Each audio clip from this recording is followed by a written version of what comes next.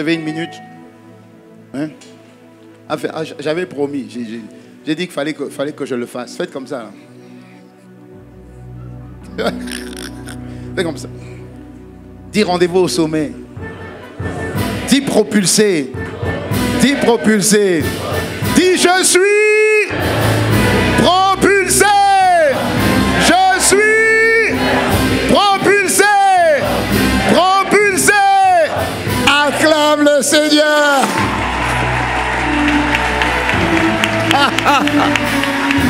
Tu es. Je dis tu es. Tu es. Tu es. Tu reçois ça au nom de Jésus. Alléluia, c'est prophétique. Veuillez vous asseoir. Amen.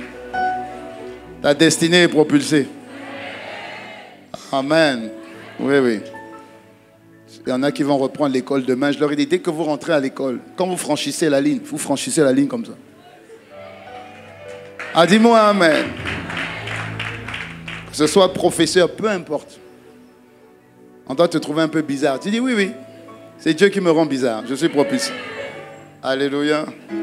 Dieu est fidèle et Dieu fait de bonnes choses. Et je rends grâce à Dieu encore une fois pour le pasteur Serge qui a été excellent par la grâce de Dieu la semaine dernière. Je vais acclamer le Seigneur. Amen. Merci. C'est une belle chose. Amen. Bénissons le Seigneur pour ta vie et merci d'être encore là ce matin. Amen. Voilà. Et d'une manière générale, de toute façon, comme on est dans la maison des aigles, donc il y a un excellent à côté de toi, il y a une excellente à côté de toi. Acclame le Seigneur en regardant la personne. Tu es excellent. Tu es excellent. Merci Seigneur. Vous savez, l'Église d'une manière générale est une plateforme. Ce n'est pas juste Église pour être Église.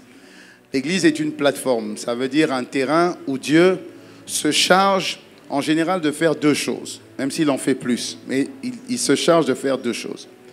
L'Église, déjà, c'est la famille de Dieu. Quand un enfant vient de naître, il a besoin d'une cellule familiale. Dis-moi amen. Pourquoi il a besoin d'une cellule familiale? Parce que c'est dans cette cellule familiale que les parents vont donner à l'enfant des valeurs. Dis-moi avec moi des valeurs. Une éducation. Une éducation. Pour préparer cet enfant à rentrer dans la société. Dis-moi amen. Donc la cellule familiale est la première plateforme de sociabilisation d'un enfant. Dis-moi amen. À quel âge un enfant va à l'école? À peu près 3 ans. À partir de 3 ans. 3 ans, 3 ans et demi. Amen. Amen. Voilà. Ça veut dire que c'est à partir de 3 ans, 3 ans et demi que les parents, normalement, ont donné les valeurs, ont donné l'éducation pour que l'enfant soit sociable. Est-ce que je parle à quelqu'un? Et que l'enfant aille représenter valablement, même s'il n'a que 3 ans et demi. Il faut qu'il soit propre. Dis-moi amen. Il faut qu'il soit propre. Il faut qu'il ait un minimum pour qu'il puisse représenter valablement la famille d'où il est sorti. N'est-ce pas? Okay. Vous ne trouvez pas étrange également que Jésus également ait fait à peu près juste 3 ans et demi avant que ses enfants aussi, ou ses disciples, soient envoyés dans la société?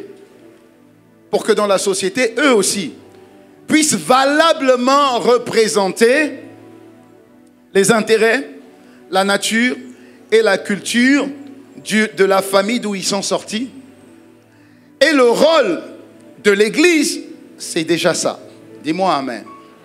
C'est te former, c'est éduquer, c'est équiper, c'est aiguiser, c'est te donner des valeurs. Des valeurs qui vont représenter ou qui vont donner une idée de la famille d'où tu es sorti. Est-ce que jusque-là tu me suis? La Bible dit dans Jean 13, versets 34 à 35. La version parole de vie. Il dit, je vous donne un commandement nouveau. Aimez-vous les uns les autres. Oui, Aimez-vous les uns les autres. Il insiste. Comme je vous ai aimé. Verset 35. Ayez de l'amour. Il insiste. Les uns pour les autres. Aimez-vous. Ayez de l'amour les uns pour les autres. Alors, afin que tout le monde sache que vous êtes mes disciples. L'Église est une plateforme de transformation, d'aiguisement, pour que tu ailles demain représenter valablement la famille d'où tu es sorti. Alléluia. Et donc tu as besoin de cette famille. Et deuxièmement, l'Église est non seulement une famille, mais l'Église aussi est comme une école où on t'éduque. Donc chaque fois que tu viens à l'école, c'est pour recevoir des instructions. Psaume 32, verset 8, je t'instruirai. Je te montrerai la voie que tu dois suivre. Je te conseillerai. J'aurai le regard sur toi. Donc l'Église est essentielle pour que dans le monde, on puisse te reconnaître comme étant un disciple de Jésus. Donc l'Église, en réalité, est un centre où tu dois apprendre à aimer. Il dit, je vous donne un commandement nouveau. En réalité, ce n'est pas que le commandement là, il est nouveau. Parce qu'en fait, dans l'Ancienne Alliance, on parle déjà, tu devras aimer ton Dieu de toute ton âme, de toutes tes forces et de toutes tes pensées. De tout ton cœur, de toute ton âme et de toutes tes forces. Amen. On le sait. Mais quand il dit, je vous donne un commandement nouveau, c'est comme si il prend ce commandement et puis il le remet en haut de la file.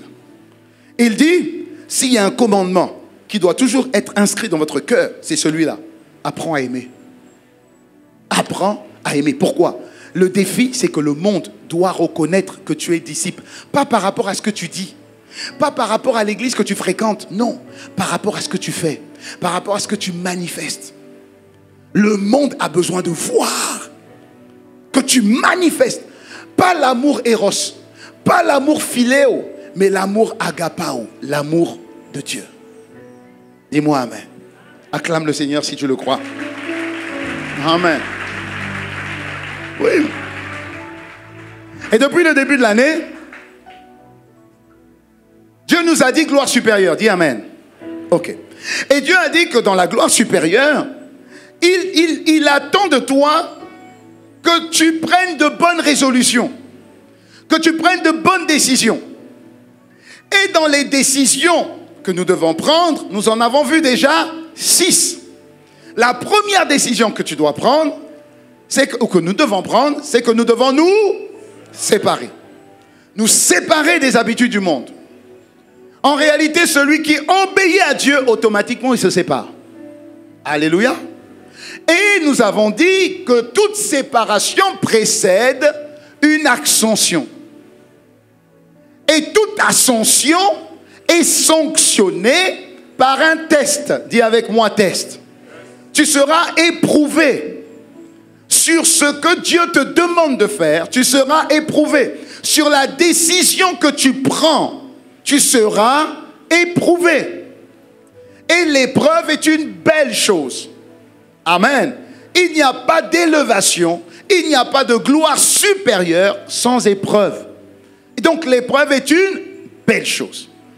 Donc la première décision, c'est que je dois me séparer, je sais que je serai testé. La deuxième décision que je dois prendre et que j'ai prise, c'est que je dois décider de méditer la parole. Je dois décider de méditer la parole. Pourquoi? Durant le test, c'est cette parole qui parlera. Dieu ne parle pas, c'est cette parole qui parlera. Très bien. Troisième décision que je dois prendre, je dois garder mon cœur. Je dois garder la parole de Dieu dans mon cœur. Et je vais développer un peu aujourd'hui. Je dois garder la parole de Dieu dans mon cœur. Dans mon cœur, il doit y avoir uniquement la parole de Dieu.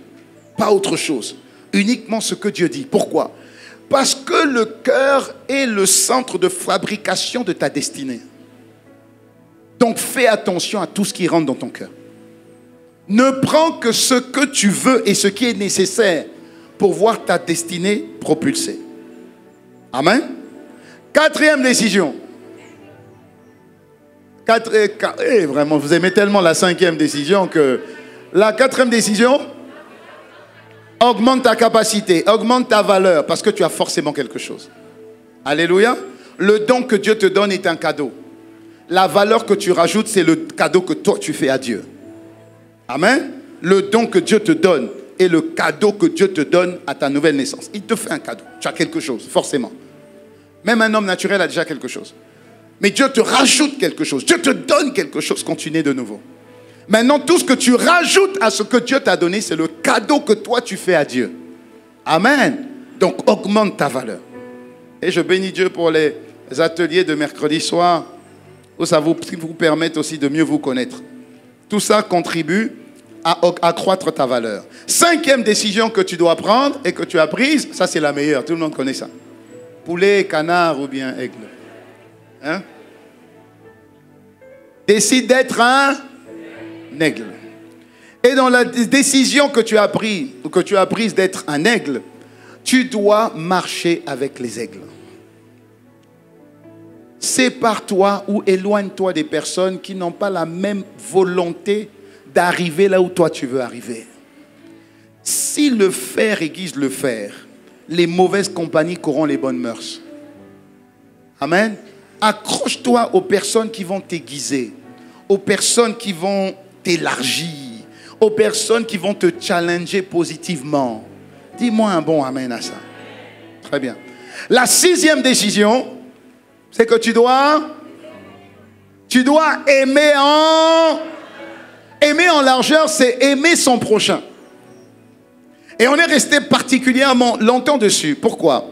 Parce que Dieu donne une parole que tu connais très bien, qui dit, je paraphrase, il dit, si tu n'arrives pas à aimer ton frère que tu vois, ne me dis surtout pas que tu m'aimes, parce que tu ne me vois pas. Donc, si tu veux me prouver que tu m'aimes, montre-moi comment tu m'aimes en aimant ton prochain. Dis-moi amen. Agite tes mains un peu. Où est-ce que tu agites? Et dans le prochain, il y a mon frère et ma sœur en Christ. Et il y a le monde. Et dans les deux cas, je ne dois pas critiquer. À la rigueur, je peux exhorter mon frère. Si je vois que mon frère a pris une voie qui ne glorifie pas Dieu, que ma parole soit remplie de douceur, d'amour, pour corriger la personne dans la douceur. Est-ce que je parle à quelqu'un? Ça, c'est vis-à-vis de mon frère et de ma soeur dans la foi. Je dois reprendre avec amour. Je dois reprendre avec empathie. Je dois reprendre avec compassion. Je ne dois surtout pas pointer du doigt, critiquer, quereller. La Bible dit, au lieu de regarder la paille qui est dans l'œil de ton frère, est-ce que tu as remarqué la poutre qui est dans la tienne? Donc, pour mon frère et ma soeur dans la foi, je dois reprendre dans l'amour. Parce qu'il faut que je suis son gardien. Donc, je me dois de le garder. Est-ce que c'est clair jusque-là? Je me dois de le faire. Trop souvent à l'église, tu vois le frère et la sœur qui a pris une voie qui n'est pas bonne. Tu dis, moi je ne parle pas. Moi je ne parle pas. En fait, quand tu dis je ne parle pas, tu ne veux pas aller dire aux responsables. Mais en réalité, tu parles. Et tu critiques. Et tu offenses. Va au moins dire aux responsables. Ou va dire à la personne, je t'ai eu, je t'ai vu, hein? Je t'ai vu. Je t'ai vu. Donc, mon frère, ce que tu fais, ce n'est pas correct. Ne fais pas ça. Le diable est en train de jouer avec ta destinée. Est-ce que tu veux qu'on prie ensemble? Est-ce que tu veux qu'on prie ensemble? Le diable va te lâcher. Au nom de Jésus, il va te lâcher. Parce que si un ne peut pas, à deux, on est plus fort. Est-ce que tu veux que je prie avec toi par rapport à ce défi? Tu penses que la personne va dire non? Tu l'as attrapé. Tu diras pas non.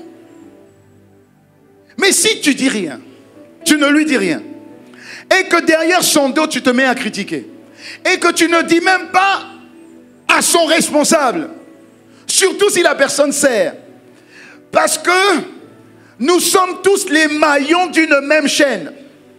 Si un pêche, il ouvre une porte pour que l'ennemi rentre et détruise tout. Donc si tu as fait en sorte que tu aies été témoin d'un mauvais agissement, d'un comportement, des pratiques qui ne glorifient pas Dieu, si tu es témoin, va le voir. La Bible dit, si ton frère a péché, va le voir. Dis-lui, c'est pas correct. Et tu lui fais bien comprendre que tu as vu. S'il reprend, prends un témoin. S'il fait encore, emmène-le devant l'église. Vous voyez à quel point Dieu est patient et que Dieu refuse de perdre ne serait-ce qu'une seule brebis. Alléluia. Ça, c'est mon frère et ma soeur. Maintenant, si c'est une personne qui n'est pas encore convertie, parce que tout ça, c'est autrui. Dis-moi amen. Je dois aimer autrui. Si c'est une personne qui n'est pas convertie, et si c'est une personne qui vient à l'église, mais elle n'est pas convertie, elle sort du monde, elle vient à l'église avec ses habitudes, elle vient à l'église avec sa manière de parler, elle vient à l'église avec ses coiffes, elle vient à l'église avec ses habits. Vous savez qu'on a plusieurs témoignages de personnes, la manière dont tu t'habillais avant, quand tu viens en Christ, tu te dis, ah, moi je portais ça vraiment. C'est comme si quand tu viens à Christ, les yeux s'ouvrent et tu te dis, mais c'est incroyable. Comment je pouvais porter ce petit tissu-là? Alléluia. Ça signifie que les personnes qui viennent dans cet état ne sont pas conscientes. Et la Bible dit, mais laissez-les venir tels qu'ils sont. Laissez venir ces personnes telles qu'elles sont. Telles qu'elles sont, laissez-les venir. Il vient avec ses dreadlocks, laisse. Il vient avec ses piercings, laisse. Il vient avec ses tatouages, laisse. Il vient avec ses mini-jupes, il faut laisser. Taille basse, laisse. Dieu a dit, laissez-les venir tels qu'ils sont. Laissez-les venir tels qu'ils sont, tels qu'ils sont, tels qu'ils sont. Ne les critiquez pas. Prenez-les avec amour. Prenez-les avec compassion. Prenez-les avec empathie. À cela, le monde saura que vraiment, vous êtes de Dieu. Acclame le Seigneur si tu le crois. Amen. Amen. Donc, l'amour, on peut rester longtemps dans l'amour. Dieu a parlé de l'amour long, large, haut et profond. La semaine dernière, le pasteur Serge a dit comment il faut manifester l'amour même dans des endroits hostiles. Parce que tu ne pourras pas dire à Dieu, Seigneur, je ne pouvais pas. Non, Dieu dit, tu ne peux pas de toute manière. Zacharie 4, verset 6. Ce n'est ni par la force, ni par ton intelligence, mais c'est uniquement par ton esprit que tu pourras achever cette œuvre. Donc, tout ce que Dieu te demande de faire, tu peux le faire avec l'aide de Dieu. Alléluia. Tu peux le faire avec l'aide de Dieu. Même en milieu difficile, même au milieu des sorciers, tu n'es pas obligé de devenir sorcier. Tu dois continuer à aimer. Avec l'aide du Saint-Esprit. Et pour continuer dans cette lancée, je vais parler aujourd'hui de comment réussir le test d'aimer comme Dieu. Parce qu'en réalité, c'est un test. Comment je dois réussir le test d'aimer comme Dieu? Comment? Parce que Dieu attend de voir l'amour qu'il a manifesté vis-à-vis de moi, prendre cet amour et le manifester vis-à-vis des autres. J'ai hérité de l'amour de Dieu. Dieu nous a aimés le premier. Tout concourt au bien de ceux qui aiment Dieu. Alléluia.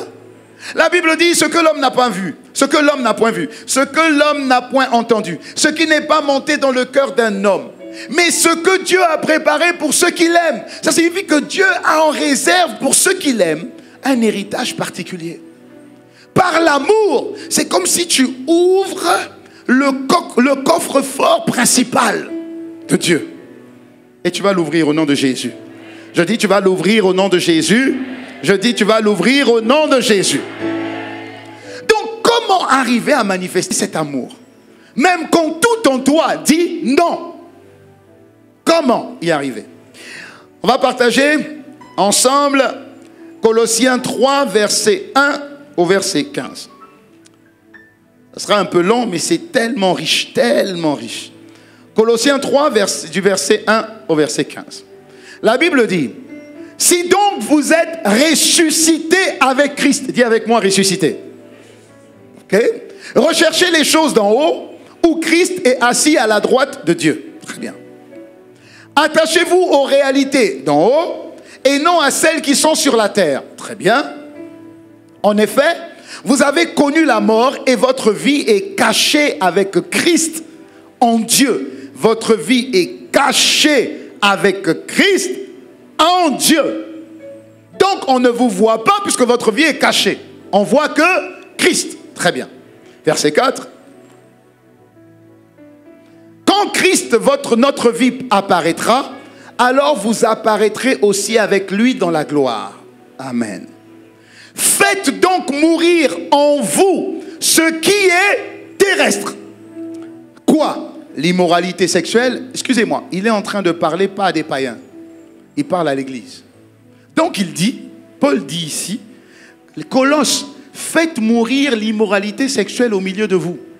L'impureté, les passions, les mauvais désirs, la soif de posséder, qui est une idolâtrie. Waouh! C'est à cause de cela que la colère de Dieu vient sur les hommes rebelles. Mais ils sont chrétiens, ils sont à l'église, oui, mais ils sont rebelles. Pourquoi ils sont rebelles? Parce qu'ils sont chrétiens pudiques. Chrétiens menteurs. Dis avec moi, on ne parle pas de moi. On continue. Vous aussi, autrefois, lorsque vous viviez parmi eux, vous marchiez dans ces péchés. Ça veut dire, avant d'être ressuscité en Christ, vous étiez dans ces choses-là. L'immoralité sexuelle, tous les passions, l'impureté, les mauvais désirs, la soif de posséder. Vous étiez là. Il dit, faites donc mourir en vous ce qui est terrestre. Quoi? L'immoralité sexuelle, l'impureté, les passions, les mauvais désirs, la soif de posséder, tout ce qui est idolâtre. Ok, continue, rapidement, continue. Avance encore, verset 8, il dit, mais maintenant, renoncez à tout cela. Il rajoute la colère, la fureur, la méchanceté, les calomnies, les grossièretés qui pourraient sortir de votre bouche. Mais Seigneur, en plus de l'impureté, il y a encore des personnes qui se mettent en colère, oui. Des gens qui sont en colère, oui. Des gens qui sont méchants, oui. Calomnieux, oui. Grossiers, oui. Qui parlent mal, oui. Tout ça, c'est dans l'église, oui. C'est dans l'église. Continue. Ne vous mentez pas les uns les autres, même le mensonge, oui. Car vous vous êtes dépouillés du vieil homme et de ses manières d'agir. Continue. Vous avez revêtu l'homme nouveau qui se renouvelle pour parvenir à la vraie connaissance, conformément à l'image de celui qui l'a créé. Il n'y a plus, j'aime bien, ni juif, ni non-juif, ni circoncis, ni incirconcis, ni étranger, ni sauvage, ni esclave, ni homme libre, mais Christ est tout et en tous. Il n'y a plus ni juif, ni non-juif, ni circoncis, ni incirconcis, ni étranger, ni sauvage, ni esclave, ni homme libre, mais Christ est tout en tous. Donc nous sommes tous unis en Christ. Dis-moi amen. Dis-moi encore amen. Ok. Ainsi donc, en tant qu'être choisi par Dieu, agite tes mains, en tant qu'être choisi par Dieu, vous êtes saints, bien-aimés de Dieu.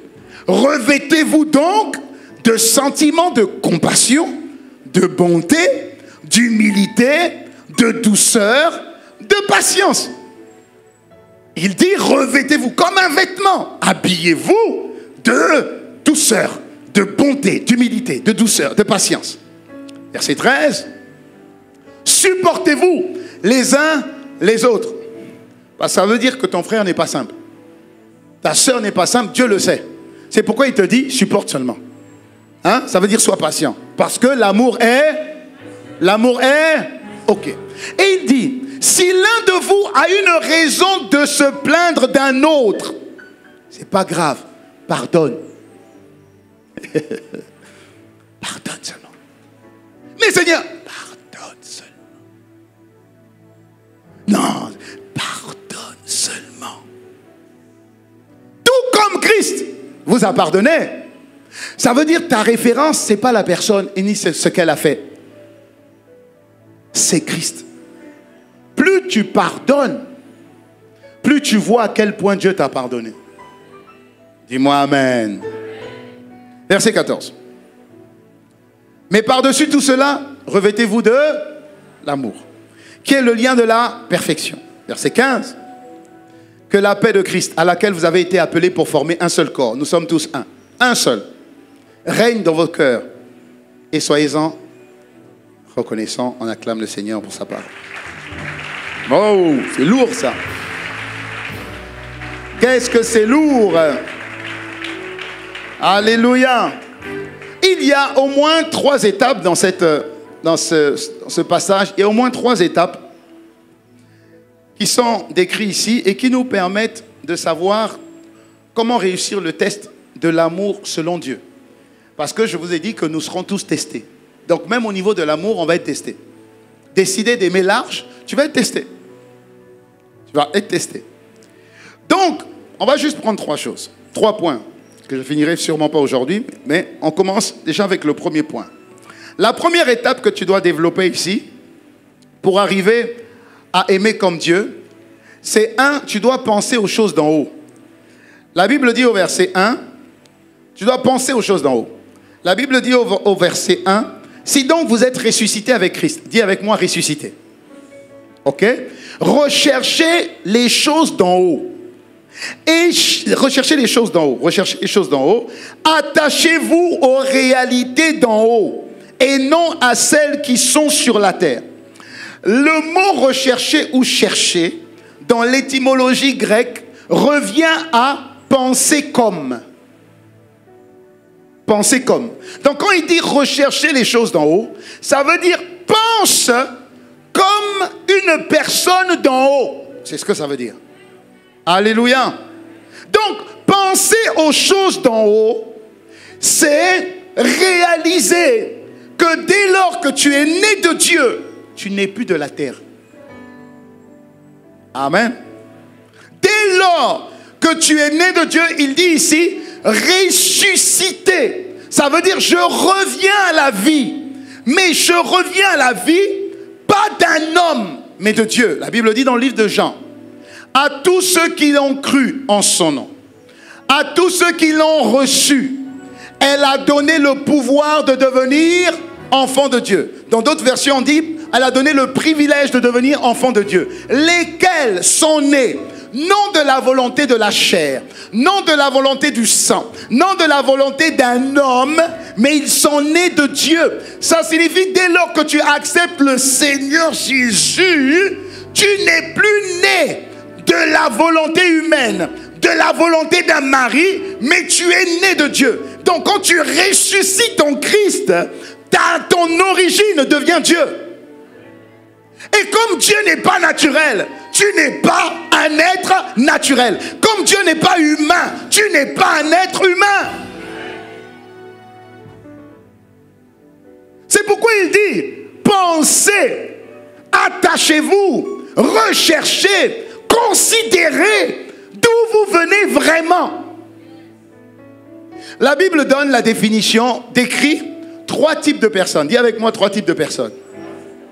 Dis à ton voisin 3 types de personnes. Tu es forcément dans l'un des 3. Non, il faut lui dire, tu es forcément dans l'un des 3. La Bible parle de l'homme naturel, l'homme charnel et l'homme spirituel. Alléluia. Très bien. Regardons dans 1 Corinthiens 2, verset 14. 1 Corinthiens 2, verset 14 à 15. Il dit, l'homme animal, dans d'autres versions, c'est l'homme naturel. Ça signifie que quelqu'un qui est naturel, Dieu considère c'est comme un animal. Vous savez qu'un animal ne réfléchit pas. Alléluia. Il dit, or l'homme animal ne comprend point les choses qui sont de l'Esprit de Dieu, car elles sont une folie. Il ne peut même pas les entendre, parce qu'elles se discernent spirituellement. L'homme animal ou l'homme naturel ne connaît pas Dieu. Et donc si tu lui parles de Dieu, pour lui c'est du charabia. Il ne veut même pas en entendre parler. Alléluia. Même pas. Ça le dérange même à la rigueur. J'étais en salle de sport une fois. Et j'étais tout seul, donc j'ai mis j'ai mis une prédication, comme j'étais seul. Donc je m'entraînais, prédication. Après, il y a une deuxième personne qui est venue, elle avait ses écouteurs. Après, je crois que c'est un Français qui est rentré. Et les Français. Les Français. C'était pas fort, hein. Et puis c'est une prédication. Et donc, il commence à s'entraîner. Et puis tu sens qu'il me jette un regard insistant.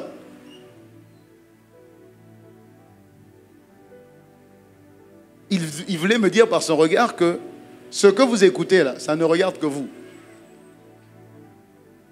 Donc, à un moment donné, il a vu un casque. Et j'avais mon casque. Il dit, mais vous avez un casque, monsieur? Je dis, oui, oui, tout à fait. Il dit, mais vous ne pouvez pas mettre votre casque. Et puis, hein, c'est pour vous, quoi. J'ai dit, non, mon casque, il n'y a pas de pile. Enfin, c'est déchargé, donc. Et puis, ce que j'écoute est très, très bien. Il dit, non, ce que vous écoutez ne regarde que vous. Mais il était vraiment exaspéré. C'était même pas fort. C'était une prédication, c'était même pas fort. Alors je lui dis, non, ce que je suis en train d'écouter est très, très édifiant. Ce sont des paroles qui changent la vie, c'est très édifiant. Tu sentais en lui tout, c'est-à-dire que tout en lui disait, mais j'en ai rien à faire de ce que tu es en train d'écouter. Ça me fatigue. C'est un homme naturel, ne supporte pas tout ce qui vient de Dieu. C'est comme si, dès que ça touche seulement, peut-être son entendement, ou son ouïe, ça, il vomit ça. Et la Bible explique, il dit, mais c'est normal. Parce que les choses spirituelles se discernent. Dans d'autres versions, on dit, l'homme naturel ne peut pas percevoir. Percevoir vient de deux verbes, enfin, vient de deux mots, percer et vu. Donc, percevoir, c'est aller au-delà de ce que tes yeux naturels voient. Un homme naturel ne peut pas le faire. Mais il n'y a aucun homme naturel ici au nom de Jésus. Bon, peut-être, hein, si à la fin tu vas recevoir Jésus. Donc, on vient tous d'un monde naturel. Dis-moi amen. Ça, c'est l'homme naturel. Il ne connaît pas Dieu. Dieu n'habite pas en lui. C'est clair.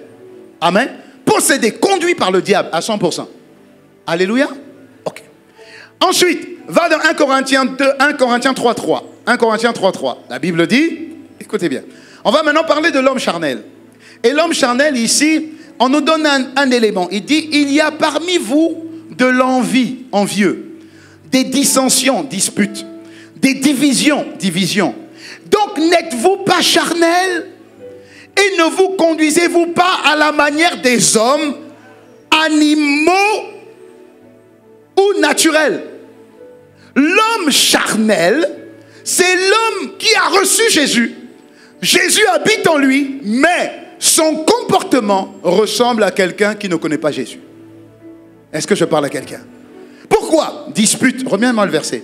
Envie, jalousie. Donc, la Bible dit, ce que tu manifestes parle plus que ce que tu dis. Tu peux dire que tu es chrétien, c'est pas ce qui est important, c'est ce que tu dis, c'est la manière dont tu parles, ce sont les mots que tu emploies. Parce que si tu es chrétien, il y a des mots qui ne doivent pas exister dans ton vocabulaire. Il y a des mots qui ne doivent pas sortir. Même si tu es fâché, il y a des mots qui ne doivent pas sortir. Ça ne peut pas exister. Tu ne peux pas parler de cette manière. Alléluia. Tu ne peux pas. C'est comme si tu empruntes un langage qui n'est pas le tien. Tu peux être à table avec tes enfants, tu manges, et puis quand un enfant va te parler, va prononcer un mot, tu vas dire tout de suite, mais qui t'a appris ce mot-là? C'est comme si tu es en train de lui dire, ce mot-là, on ne t'a pas appris ça. Ça ne fait pas partie du lexique de la famille. Donc, forcément, tu as tendu tes oreilles ailleurs. Est-ce que je parle à quelqu'un? Donc, quand tu deviens chrétien, si tu te comportes toujours comme un non-chrétien, tu es un chrétien charnel. Parce que dans ton comportement, on ne voit aucune différence. Maintenant, regarde dans 1 Corinthiens 2, versets 15 à 16, je crois. On y va, 1 Corinthiens 2, verset 15 ou le verset 16. Il dit, rapidement, 1 Corinthiens 2, verset 15 au verset 16. Ok, très bien. Il dit, l'homme spirituel, lui, discerne toutes choses. Et il n'est jugé par personne. Pourquoi? Mais parce qu'il ne juge pas. Un homme spirituel ne juge pas. Donc, ce que tu sèmes, c'est ce que tu moissonnes. Si je ne juge pas les gens ne me jugeront pas. Mais si je critique, si je juge, on va me juger et on va me critiquer. Donc, l'homme spirituel, qu'est-ce qu'il fait? Lui, il discerne les choses. Va au verset 16. Il discerne les choses. Et lui connaît la pensée du Seigneur. Il est instruit par la pensée du Seigneur. L'homme spirituel a accès à la pensée de Dieu. Dis-moi amen 2 fois. L'homme spirituel ne fait pas ses choix par rapport à ce qu'il peut voir, entendre, comprendre, saisir par son intelligence. Il a 2 offres d'emploi. Une offre d'emploi d'une entreprise A qui lui propose 15 000 $, un autre emploi d'une entreprise B qui lui propose 5 000 $. L'homme charnel va dire, oh Dieu m'a béni. 15 000, c'est là où Dieu m'appelle. Non, l'homme spirituel se dit, c'est pas, Seigneur, qu'est-ce que tu en penses? Est-ce que je parle à quelqu'un? L'homme spirituel n'est pas influencé par ce qu'il voit, par ce qu'il sent, par ce qu'il entend. Non, de naturel, non. L'homme spirituel est influencé par la pensée de Dieu. Seigneur, tu en penses quoi? Seigneur, tu en penses quoi? Seigneur, qu'est-ce que tu en penses? L'une de nos fidèles, il y a quelques années, je crois, il y a peut-être 5, 6 ou 7 ans, a approché 38 ans par là. Et elle priait pour que Dieu la fasse entrer dans le domaine du mariage. Première chose, je lui dis, ne prie pas pour ça. Prie pour autre chose. Mais ne prie pas pour ça. Mais Dieu va te parler. Et un jour, Dieu lui parle. Dieu lui parle, elle rêve qu'elle a 2 hommes qui viennent. Le premier homme, très beau, magnifique. Le deuxième homme, si je devais noter sur 10, le premier était à 9 sur 10. Le deuxième, dis au voisin, deuxième, peut-être qu'on parle de toi, on ne sait pas. Voilà. Le deuxième, il était noté à 2,5 sur 10. Ça, c'est Dieu lui montre cette vision un jour. Et elle nous raconte cette vision, mais elle ne comprend absolument rien à cette vision. Dieu parle tantôt d'une façon, tantôt d'une autre. Très bien. Quelques mois plus tard, ces 2 hommes sont intéressés par elle. Et quand on lui parle, tu sens que tout son être va vers le premier. Il est bien quand il vient à l'église. Ils venaient à l'église tous les 2. Et tous les 2 étaient des amis. Il est bien. Il porte bien la Bible. Il s'habille tellement bien.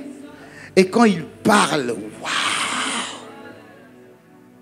Ok. Et le deuxième, pasteur, il fait des fautes. Il fait des fautes. Il est brut. Et je lui dis, mais toi tu veux quoi? Je dis, ah, l'autre là est vraiment bien. Le premier. Mais comment tu te sens? Écoutez bien. Comment tu te sens? Elle dit, c'est bizarre. Avec le deuxième, j'ai la paix.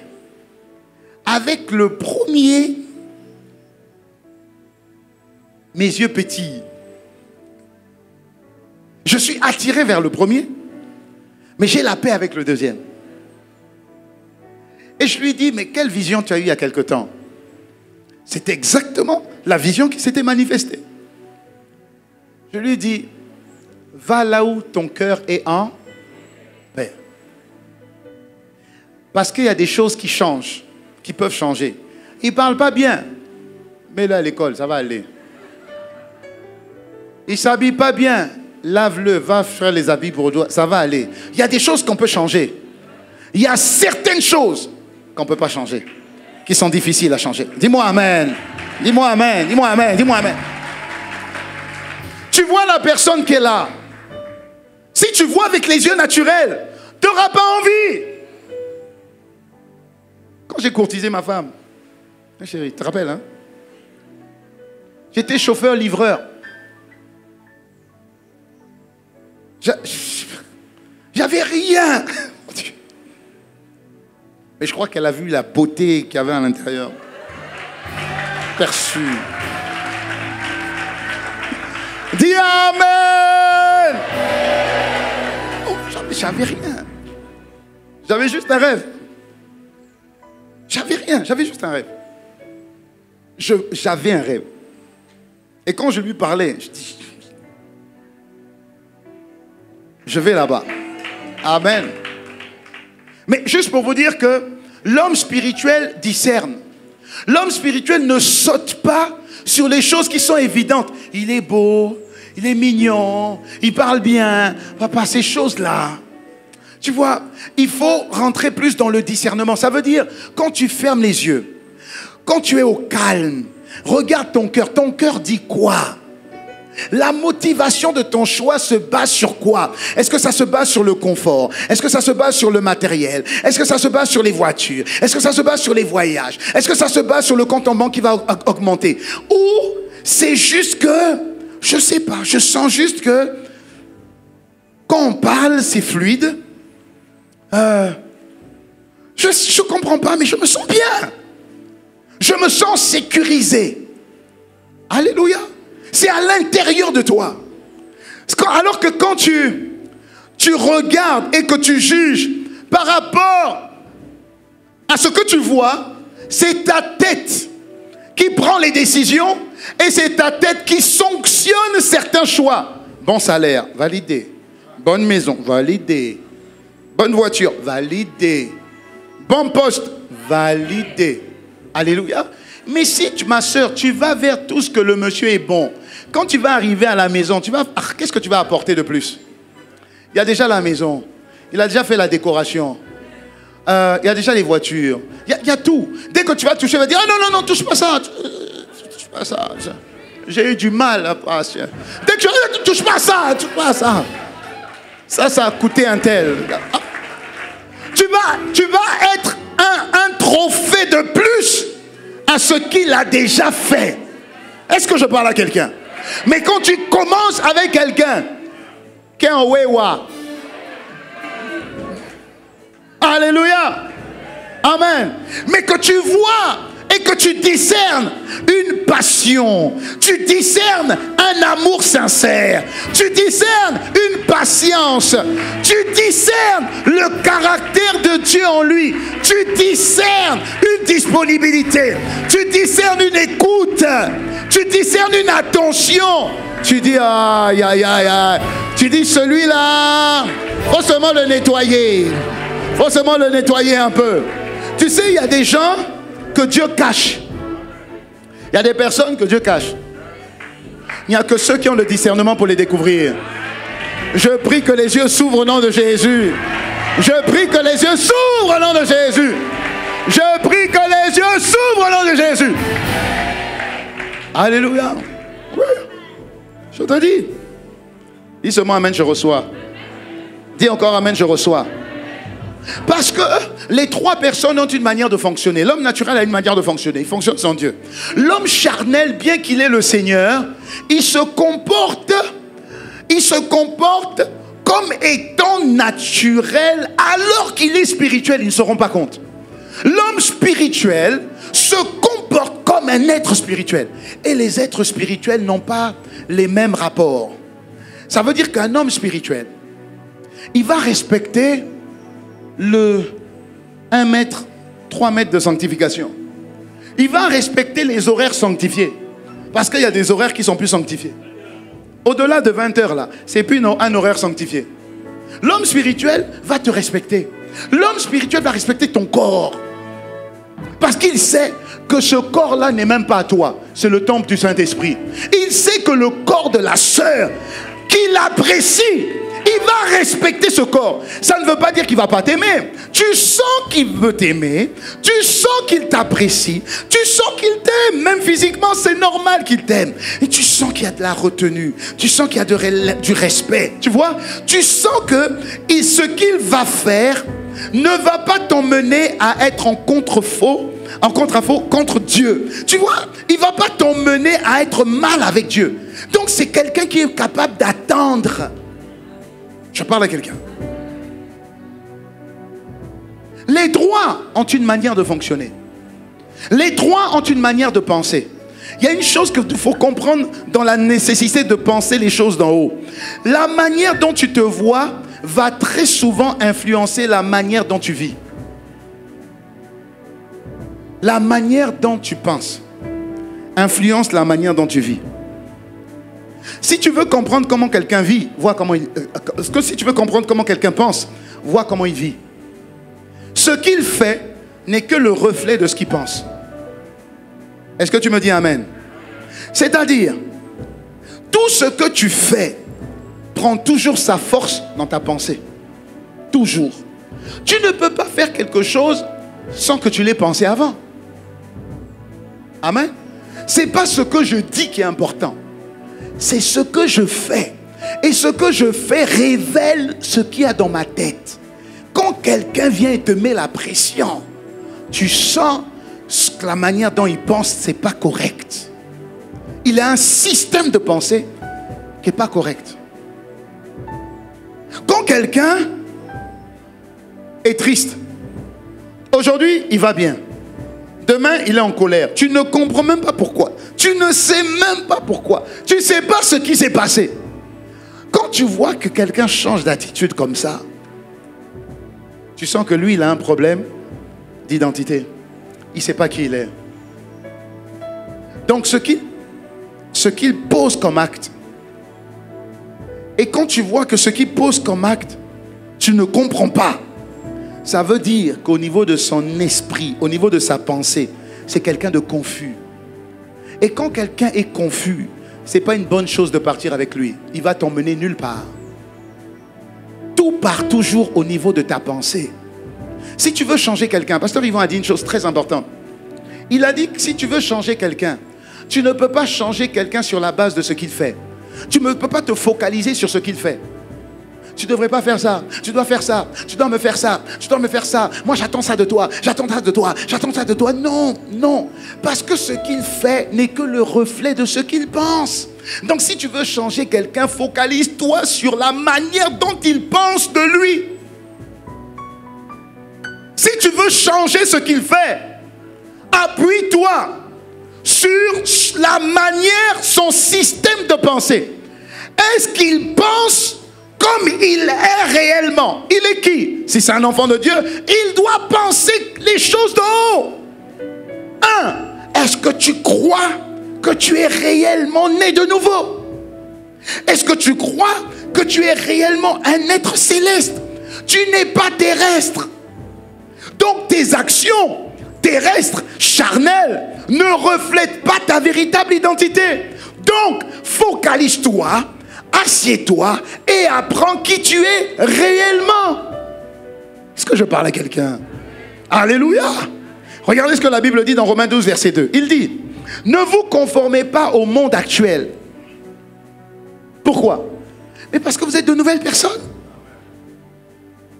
Si quelqu'un est en Christ, il est une nouvelle création. Les choses anciennes sont passées. Donc ne regarde plus aux choses anciennes. Les choses anciennes, c'est quoi? C'est tout ce qui est terrestre. Les choses anciennes sont passées. Toutes choses sont devenues nouvelles. Lesquelles? Le ciel. Pourquoi? Parce que tu es nouveau au ciel. Donc tu dois apprendre d'où tu viens. Parce que si tu ne sais pas d'où tu viens, si tu oublies d'où tu viens, tu ne pourras pas savoir où tu vas. C'est pas possible. Alléluia. Donc apprends d'en haut. Regarde en haut. Regardez ce que Jésus dit. Jésus dit à Nicodème. Vous connaissez Nicodème dans Jean 3.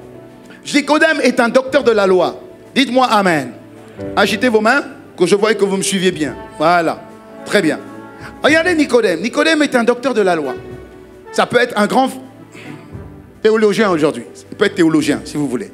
Nicodème vient voir Jésus et puis il dit à Jésus, Jésus, personne ne peut faire les choses que tu es en train de faire si Dieu n'est pas avec lui. Forcément Dieu est avec lui. Alors Nicodème vient Lui qui est théologien, il veut que Dieu lui explique, Jésus lui explique, mais comment tu fais pour marcher dans cette dimension-là? Parce que je sais forcément que tu es avec Dieu. Alors regardez ce que Jésus lui répond. Jean 3, verset 3. Jésus lui répondit, regardez bien. Jésus lui répondit, mon Dieu déjà.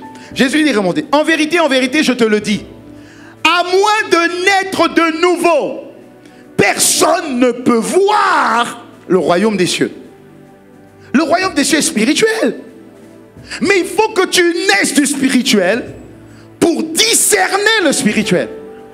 Tu as beau être un théologien, docteur de la loi, connaître la Torah, tu ne verras jamais le monde spirituel.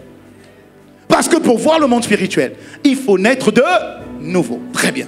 Regardez ce qu'il répond. Nicodème lui dit, comment un homme peut-il naître quand il est vieux? Tu vois vraiment qu'il est charnel. Hein? Il dit, peut-il une fois encore entrer dans le ventre de sa mère et naître? Jésus lui dit, bon.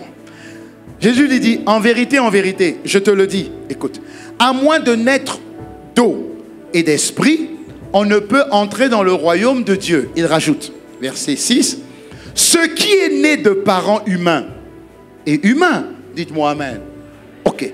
Et ce qui est né de l'esprit, regarde le esprit, du Saint-Esprit est également esprit. Il est en train de dire, de la même manière que tu es né de parents humains, tu es humain. Et ta vie est limitée à tout ce que tu vois, sens, goûtes, touches et entends. C'est le monde naturel. Mais si tu veux rentrer dans le monde spirituel, il faut que tu renaisses, même si tu es né humain. Il faut renaître de nouveau. Et comment? Par l'esprit et par le baptême d'eau. Et là, tu vas naître de l'esprit. Et à ce moment-là, tu deviens spirituel. Donc, Jésus est en train de lui dire ici que tu as droit à une double nationalité. Tu as droit à la nationalité terrestre et tu as droit à la nationalité céleste. Tu as un double passeport. Amen. Maintenant, en fonction de ton mode d'opération, en fonction de la manière dont tu veux marcher ici-bas, tu utilises le passeport que tu veux. À savoir que le passeport naturel a des limites. Le passeport naturel est limité à des frontières. Quand tu as un passeport qui soit de la RDC ou d'un autre pays, en fonction du passeport, tu as des pays où tu peux rentrer sans visa et tu as des pays où tu ne peux pas rentrer sans visa. En fonction du passeport. Alléluia. Ok. Le passeport de la RDC. On a le passeport. Très bien. Tu vas aller en France? Visa. Aux États-Unis? Visa. Amen. C'est un passeport naturel. Partout où tu vas, visa. Alors Dieu dit, mais tu as un passeport qui est spirituel. Et le passeport spirituel signifie que tu vas partout où ce passeport te donne le droit d'aller. Écoute-moi bien. Et Dieu dit une chose à Josué dans Josué 1, verset 5. Il dit, tout lieu où foule la plante de ton pied, ce lieu, je te le donne en possession. Amen. Donc tout ce que tu as besoin de faire, c'est de mettre le pied, juste le pied, dans l'ambassade des États-Unis. Tu as vu, même si on dit, vous avez rendez-vous? Oui, j'ai rendez-vous. Non, est-ce que vous avez rendez-vous? Non, s'il vous plaît, est-ce que vraiment? Dis bon, ouvrez un peu là. Dès que tu mets ce mot, oh Seigneur, je suis là-bas. Le souci, c'est que, écoute, le souci, c'est que ta pensée ne le conçoit pas. Et comme ta pensée ne le conçoit pas, Dieu ne peut pas te donner ce que ta pensée ne conçoit pas. Dieu ne peut pas te donner ce que ta pensée ne conçoit pas. C'est pas possible. 2 Corinthiens 15, versets 47 à 48. La Bible dit, le premier homme, 2 Corinthiens 15, 47 à 48, second 21. La Bible dit, le premier homme tiré de la terre est fait de poussière. Le second homme, ça veut dire le Seigneur, est du ciel. Tel est l'homme terrestre, tels sont aussi les hommes, dites avec moi, terrestres. Tel est l'homme céleste, tels seront aussi les hommes célestes. Ça signifie, si je suis né de Dieu, c'est que je suis Dieu.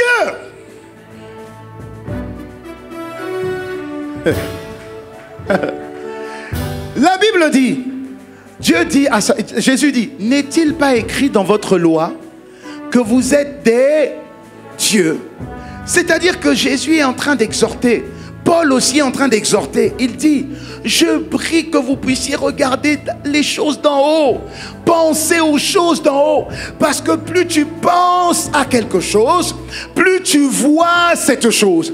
Et plus tu vois cette chose, plus tu parleras cette chose. Et si tu parles cette chose, plus tu recevras cette chose. En fait, on reçoit ce à quoi on croit.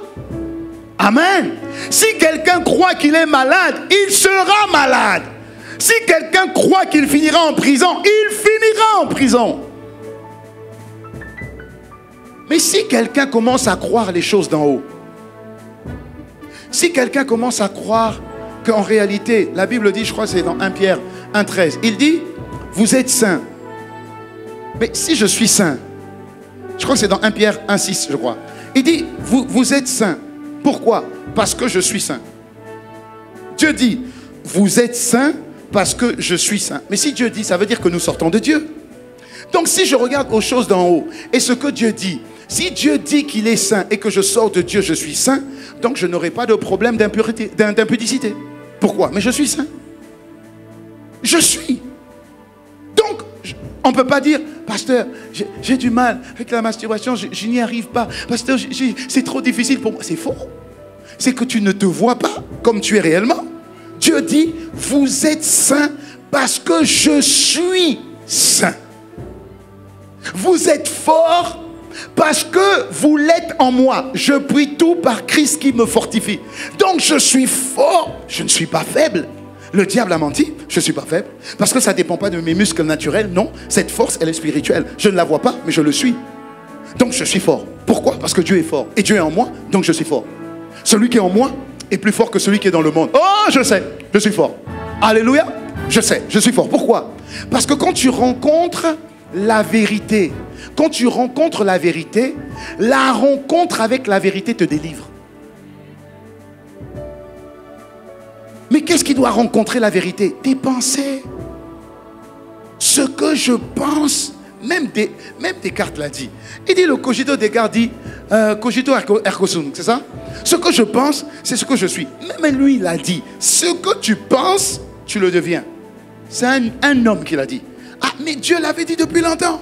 Donc si tu crois que tu es de Dieu, je ne crois pas que la malédiction héréditaire peut m'atteindre. Impossible. Impossible. Ah non, ça c'est la réclamation de la famille. Ça c'est les hôtels de famille. Oui. Est-ce que ça existe? Oui, ça existe. Ça dépend sur quelle base sur quelle foi tu bases ta foi. Sur quelle foi tu te bases sur quoi? Ta foi, elle est assise sur quoi? Si tu crois que ton père est ton père, alors la malédiction du sang va t'atteindre. Mais si tu crois que ton père c'est Dieu, je ne peux pas être maudit. Je ne peux pas être maudit. Je ne peux pas. Je ne peux pas.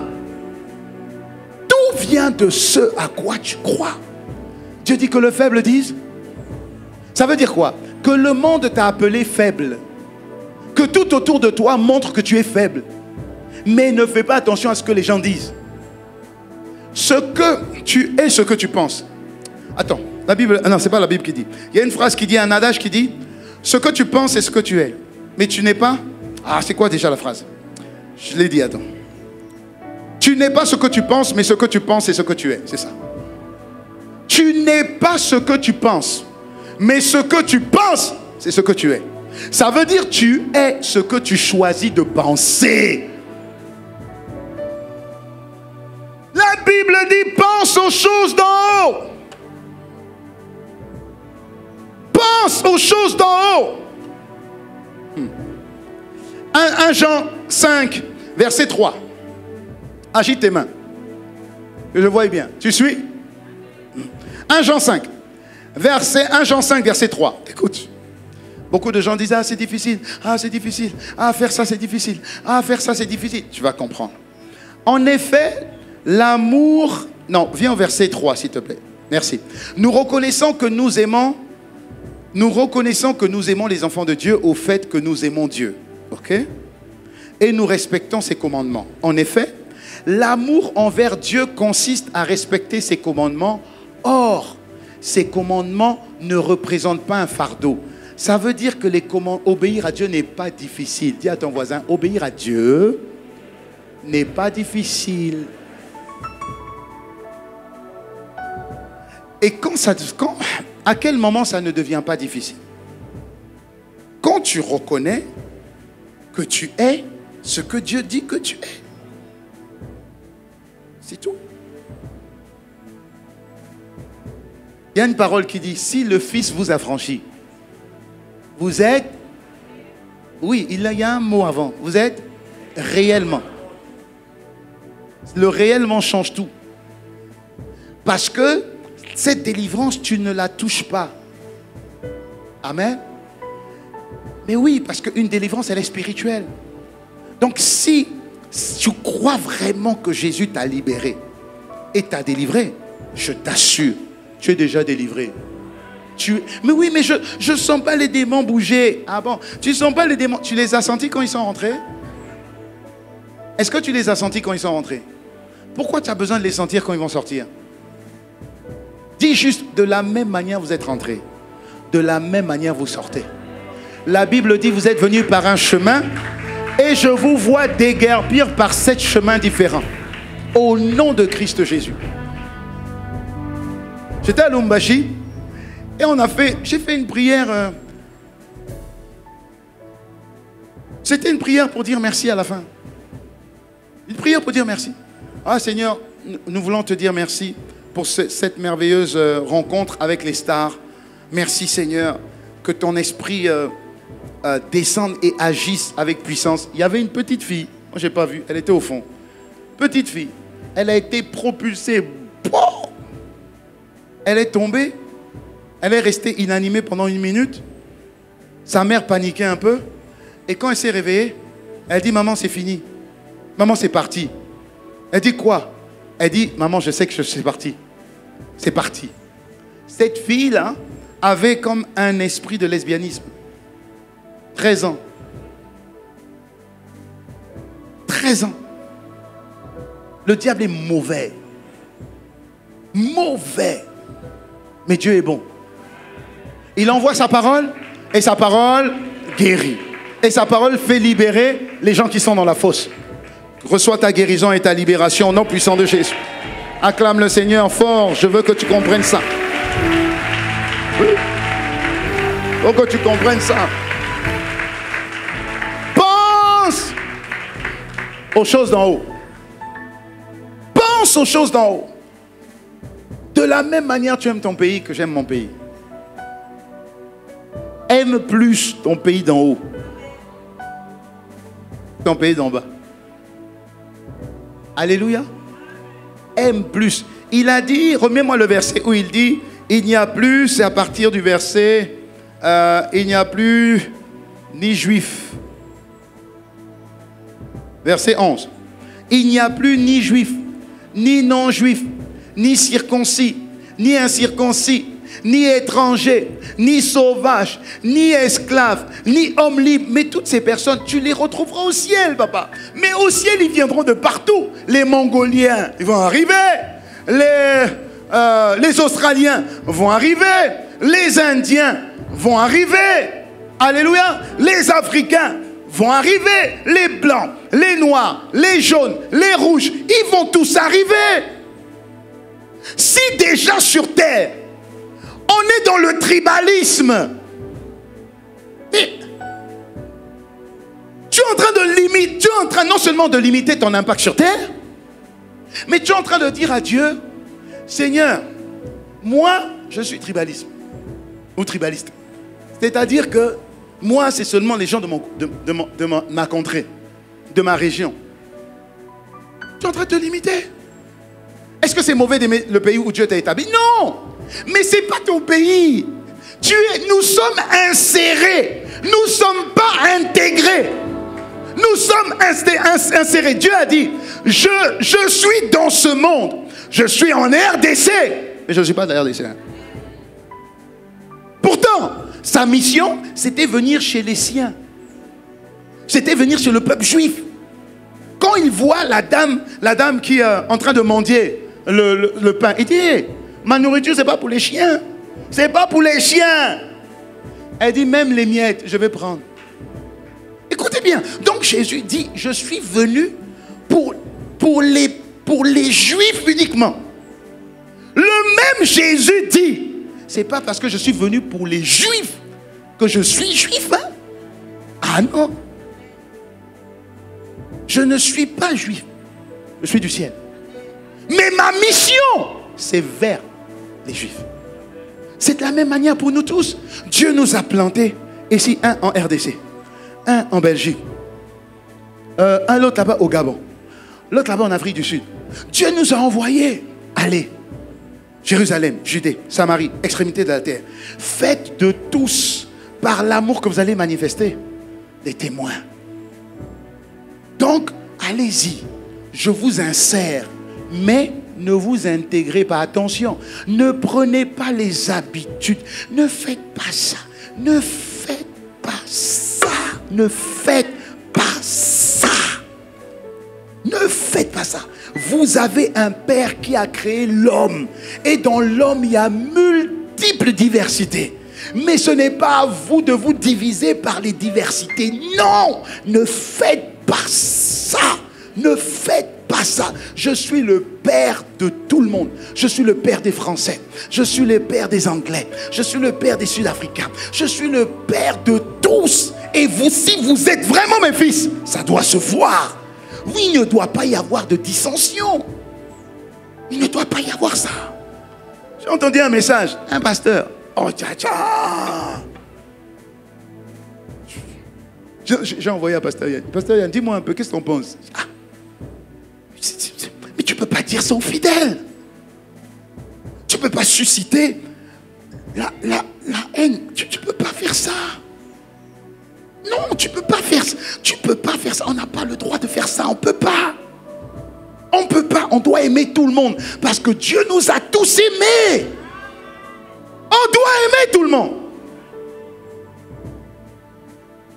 Dis-moi amen. Et nous, on se tire dessus. On se tire dessus.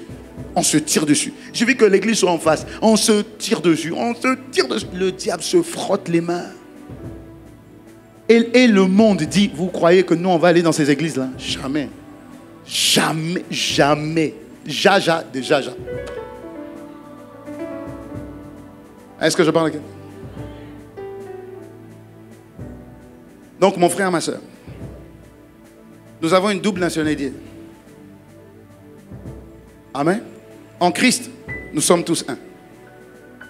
Si on ne se base seulement sur notre passeport, c'est fini. Non seulement, regarde, non seulement, je finis avec ça, non seulement, si tu te bases sur ton passeport, mais ton passeport est limité par une frontière. Dis-moi amen. Mais cette frontière-là, c'est même pas les gens du pays qui ont fait cette frontière, ce sont les colons. Et les colons peuvent être tranquillement en Hollande, un petit pays comme ça, ou la Belgique, petit, mais leur influence. Et donc ceux qui sont dans les colonies, ils te donnent seulement une petite parcelle de pouvoir. Et nous on est là, et à l'intérieur, ils font en sorte que les nordistes et les sudistes soient différents. Et ils créent tout ça. Et les chrétiens sont pleins dans ce piège. Au lieu de prendre juste ta nationalité céleste. Tu dis, je ne suis pas de la RDC du sol terrestre, je suis de la RDC du ciel. Royaume des cieux. Alléluia. Et quand tu dis que tu es du royaume des cieux, et quand tu commences à penser royaume des cieux, tes opportunités sont comme tu penses. Ça veut dire que tes affaires ne vont plus se limiter en RDC. De la manière dont tu penses, comme le ciel pense. Ça veut dire que ta pensée t'ouvre des horizons illimités. Et c'est ce que dit Paul dans Éphésiens 1, verset 16 à 19. La version parole de vie. Regardez ce que Paul dit. Je dis vos noms quand je prie. Et sans cesse, je remercie Dieu à cause de vous. Dites-moi amen. Dites-moi amen. Je demande au Dieu de notre Seigneur Jésus, le Père rempli de gloire, regardez bien, de vous donner la sagesse. Il prie, hein, de vous donner la sagesse, ou encore le discernement. Bizarrement comme l'homme spirituel. Il dit, alors, quand vous aurez le discernement, vous découvrirez vraiment Dieu. Et vous le connaîtrez vraiment. Ça signifie, plus tu découvres Dieu, plus tu te découvres. Plus tu connais Dieu, plus tu te connais. Regardez la suite. Il dit, je lui demande d'ouvrir les yeux de votre intelligence. Ainsi, vous pourrez connaître l'espérance qu'il vous a donnée en vous appelant. Ça veut dire que quand il nous a appelés à une nouvelle vie, il nous a donné un grand espoir. Il a dit, il fera de toi la tête, tu ne seras jamais la queue. Il rendra ton nom grand, ton nom célèbre. Il t'emmènera jusqu'aux extrémités de la terre. C'est ça l'espérance. Et ta domination ne s'arrêtera pas pendant que tu vis ici. Même après la mort, il y aura une vie qui va continuer. C'est ça l'espérance qu'il donne. C'est pas fini. Il dit, ensuite, il dit, vous connaîtrez la richesse magnifique des biens qu'il donne à ceux qui lui appartiennent. Ça signifie que tu es magnifiquement riche. Seulement tu ne sais pas.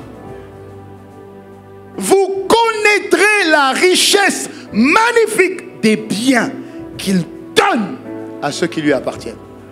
Tu es immensément riche.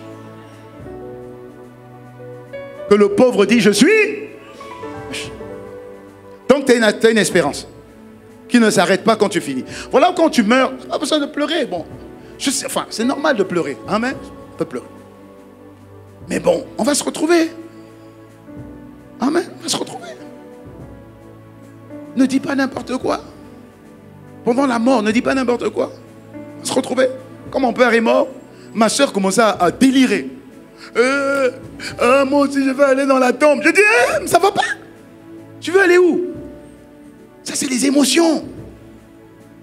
Il faut qu'ils partent. À un moment donné, ils vont partir. Il y en a qui partent à 54 ans, comme lui, il est parti à 54 ans. Bon. Mais il y en a qui partent à 12 ans. Il y en a qui partent à 6 ans. Il y en a qui partent à 6 mois.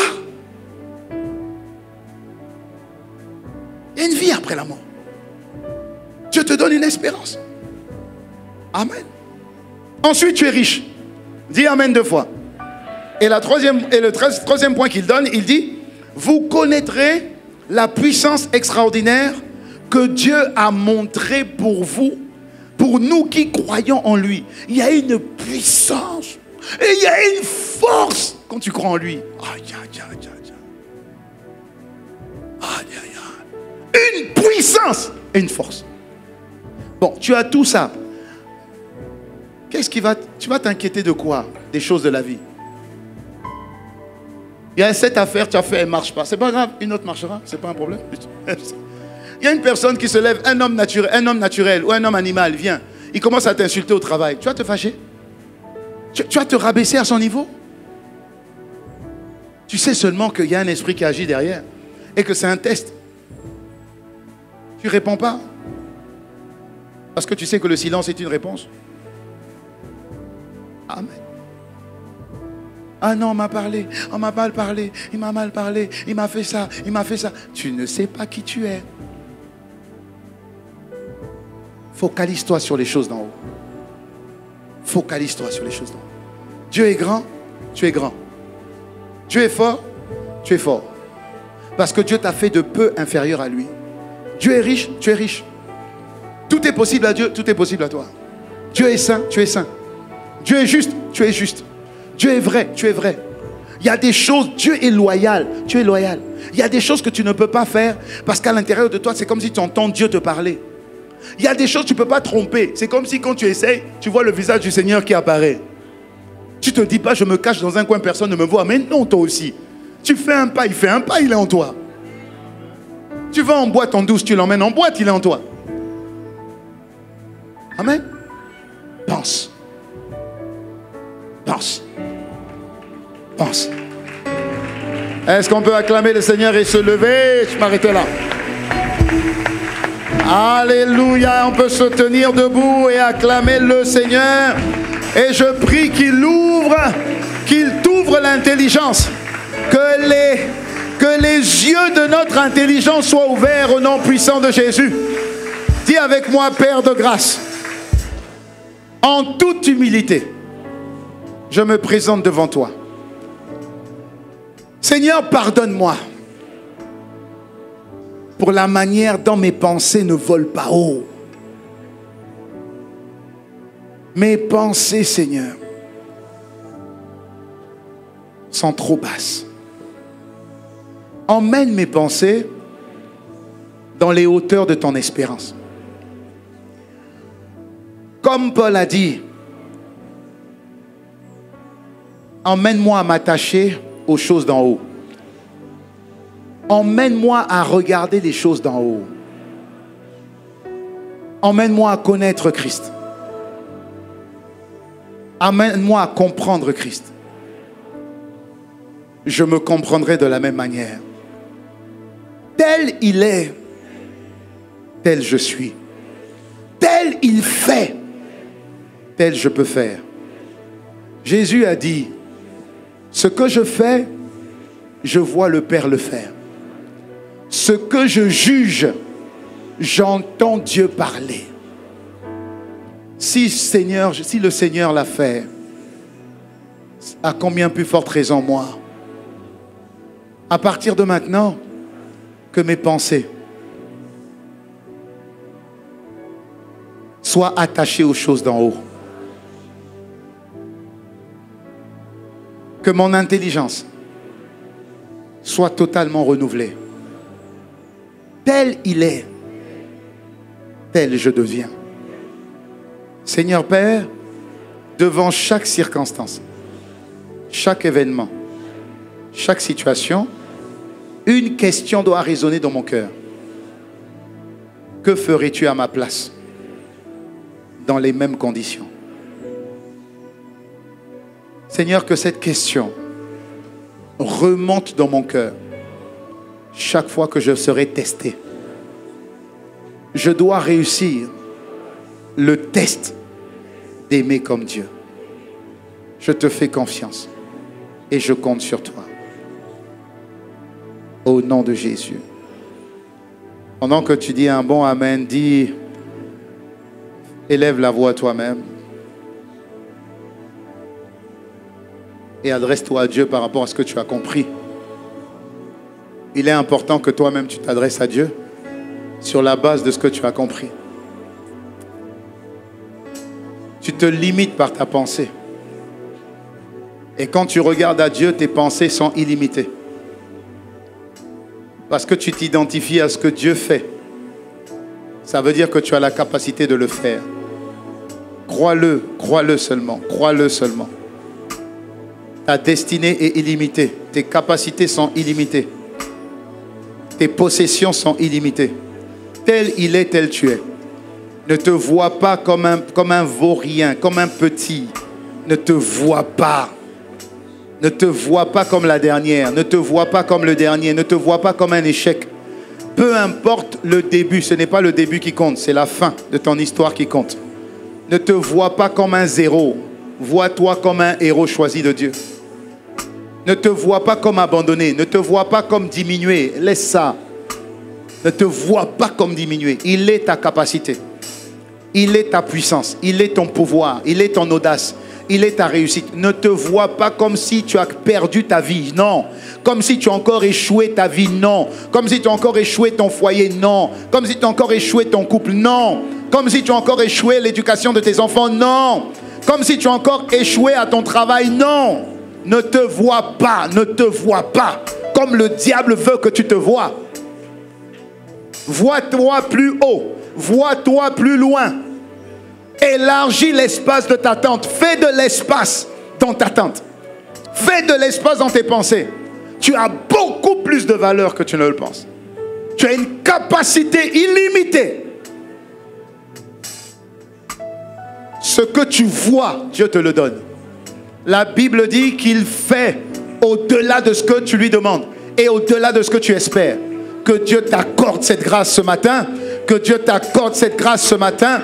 Que Dieu t'accorde cette grâce ce matin. Que Dieu t'accorde cette grâce ce matin.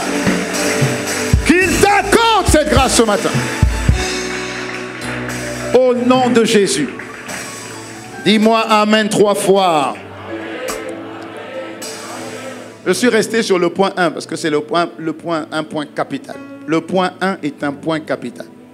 Alléluia. Je développerai le point 2 et le point 3 la semaine prochaine par la grâce de Dieu, si Dieu le permet. Mais le point 1 est un point capital. La manière dont tu te vois aujourd'hui, tu l'appelles à toi. Dieu fait en fonction de ce que tu vois. Il a dit à Bartimée, tu vois que Dieu voyait. Jésus a vu. Il voit bien que Bartimée est aveugle. Et puis il dit à Bartimée, qu'est-ce que tu veux que je fasse pour toi? C'est terrible. Je dis, mais Seigneur, quand même, oh, tu vois pas? Non, Dieu a besoin de ce que tu vois pour t'emmener au-delà de ce que tu vois. Amen. Il a dit à Moïse, à Abraham, je rendrai ton nom grand. Le monsieur avait 75 ans sans enfant. Je ferai de toi le premier d'une longue lignée. Il a vu que Abraham là, il a fait sortir Abraham. Il a dit à Abraham, regarde le ciel. Compte le sable de la terre. Pourquoi? Il a exercé la vue d'Abraham. Là où tu es, c'est petit à côté de là où Dieu veut t'emmener. Il y a toujours un niveau supérieur. Le jour où tu arrêtes de voir, tu limites ta destinée, c'est fini. Je t'en supplie que ces pensées d'échec, de bassesse, de petitesse te quittent au nom de Jésus.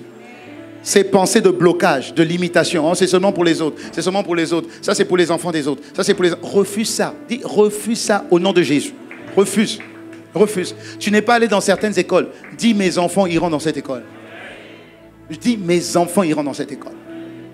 Ce n'est pas de l'orgueil. Tu sais juste que Dieu t'amène à voir plus large, plus loin. Tes enfants commencent là où tu t'arrêtes. Non seulement tu iras loin, et tes enfants iront encore plus loin au nom de Jésus. Donne-moi un bon amen et acclame le Seigneur pour ça. Amen. Je voudrais donner l'opportunité à quelqu'un de pouvoir accepter le Seigneur. Pendant que nous sommes en plein recueillement, je voudrais donner l'opportunité à une personne qui est ici dans cette salle de passer de l'homme naturel, animal, à l'homme spirituel. Et je voudrais aussi donner l'opportunité à une personne qui était charnelle de revenir à Dieu. Parce que tu as compris que Dieu veut marcher uniquement avec des hommes spirituels. Avec des hommes qui comptent sur lui. La Bible dit, remets ton sort entre ses mains, mets en lui ta confiance et il agira. Il n'y a que les hommes spirituels qui s'appuient sur Dieu dans tout ce qu'ils sont en train de faire. Voilà pourquoi ils réussissent. Et Dieu veut que nous puissions tous ressortir de cette salle en étant à la dimension d'un homme spirituel. Quand je parle d'homme spirituel, c'est hommes et femmes mélangés. C'est la race humaine. Donc si vraiment tu ressens dans ton cœur que tu as besoin d'accepter Jésus et de repartir à zéro à partir de maintenant, fais deux choses. Prends ta main droite, mets-la sur ton cœur et prends ta main gauche, tu la lèves. Et tu vas répéter cette prière avec moi et l'Église va répéter en même temps cette prière. Je dis, si tu veux repartir à zéro et tu veux recevoir Jésus dans ton cœur, c'est le commencement, c'est le début. Mets ta main droite sur ton cœur, lève ta main gauche et nous allons dire cette prière. Tu vas répéter cette prière après moi. Dis avec moi, Père de grâce, me voici devant toi. Merci de m'avoir attiré dans ta maison, dans ta famille, dans ton école. Tu veux faire de moi un homme spirituel, une personne qui marche avec toi. Je te demande pardon, Seigneur, parce que je pensais mener ma vie comme bon me semblait. Et le résultat est pitoyable. Je suis loin d'être satisfait. Alors je viens à toi humblement, dans la repentance, et je t'ouvre mon cœur. Jésus, sois mon Seigneur et mon Sauveur personnel. Fais de moi celui que tu veux que je sois. Une nouvelle créature qui marche avec toi et qui fait des exploits dans cette vie. Merci pour ma pensée renouvelée. Merci pour ma pensée qui regarde aux choses d'en haut. Seigneur, je te fais confiance. Seigneur, je compte sur toi. Dès maintenant, ma pensée change. Je ne suis pas terrestre. Je suis extra-terrestre. Je suis céleste. Je viens de toi. Je sors de toi. Envoyé en mission sur la terre des vivants. Merci. Tel tu es, tel je suis sur cette terre. Tel tu fais, tel je fais sur cette terre. Tel tu as, tel j'ai sur cette terre. Merci Seigneur. Avec action de grâce. Au nom de Jésus. Amen.